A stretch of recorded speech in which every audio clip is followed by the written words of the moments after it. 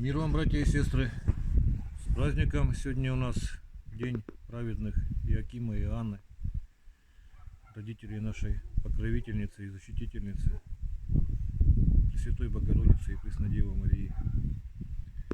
Вот два ножичка сделали в одни руки. Но сейчас хотел показать вам по одному.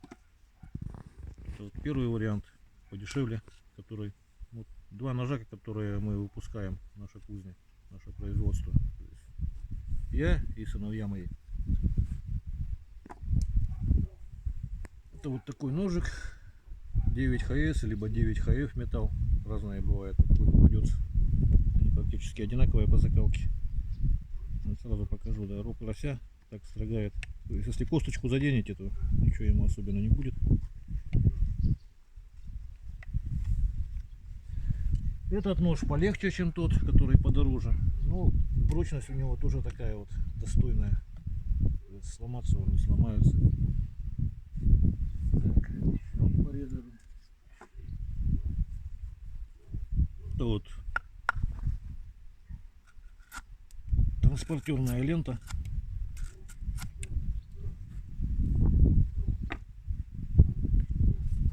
Дерево покажу, как строгает. Ну, то есть можно регулировать глубину строгания. Легко делается все. То есть совсем тоненько можно снимать, а можно как следует. Вот таким вот образом. Так. Хвостик крупного рогатого скота. Вот показать, чтобы волосы режут.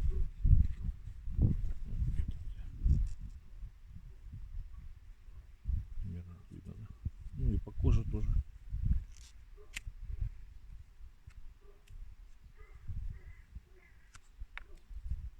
В общем-то легко.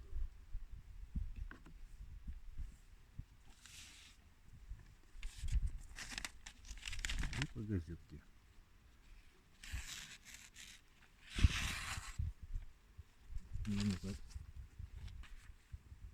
Нужны можжевельники там и здесь. Клинок всегда приятно пахнет. Всегда про стерилин.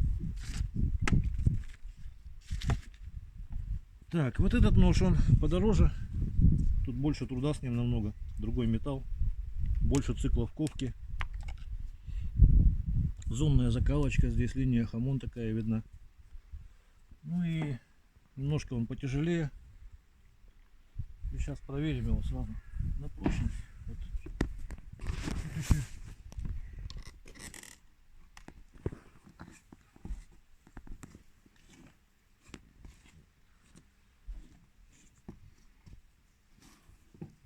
Тут еще риск сломать. Один раз сломался и рукояткой в глаз еще получил. Вот. И поэтому он дороже. Вот так еще проверим тоже. Последний раз я взвешивался, был 85 килограмм. Я не знаю. Ни за что не держусь. Еще раз повторю.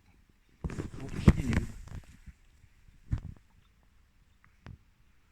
Вот. Так. И также все проверим по рогу сначала.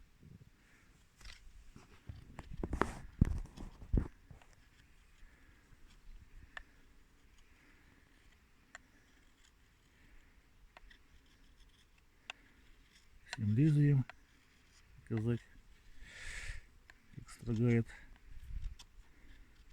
Вот.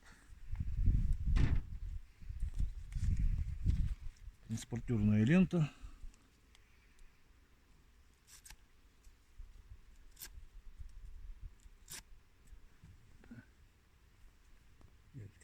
Отрезает легко. По резине видно, что вот для чего дол нужен. В этом месте сопротивления нет, поэтому он врезается лучше. Так. Дерю.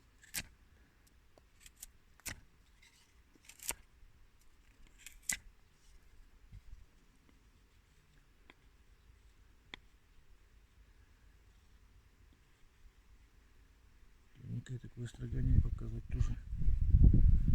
Так.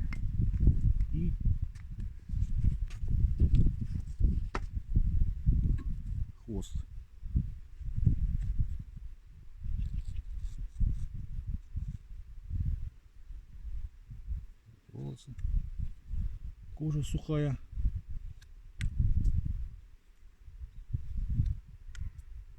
С волосами все режет нормально.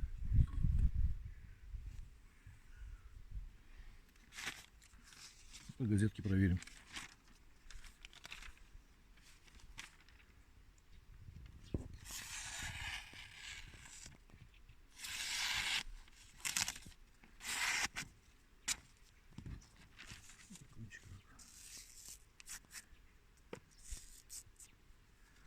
Примерно так. Так, и что еще не показал? Вот если когда рано или поздно затупится, любой нож тупится. Правится быстро, просто. Брусок ровный, плоскость. Кусок наждачки. Зернистость наждачки в зависимости от затупления. То есть чем сильнее затупился нож, тем с более грубой начинать. Заканчиваю я обычно вот 2 или 2500. И тут только подвести. И как вариант, когда нет ничего, когда есть два ножа, плоскостью друг к другу. И по плоскости прямо так вот вводите также. То есть правится нож по плоскости. Углов выдерживать не надо. То есть угломерных машин с собой в тайгу куда-то таскать, короче, а просто достаточно такой брусок ровный. Большую часть плоскости занимает дол, поэтому правка много времени не занимает. И этот дол еще, как я говорил, что он сопротивления в этом месте нет, когда режете. Вот. В общем, всего самого доброго. До свидания.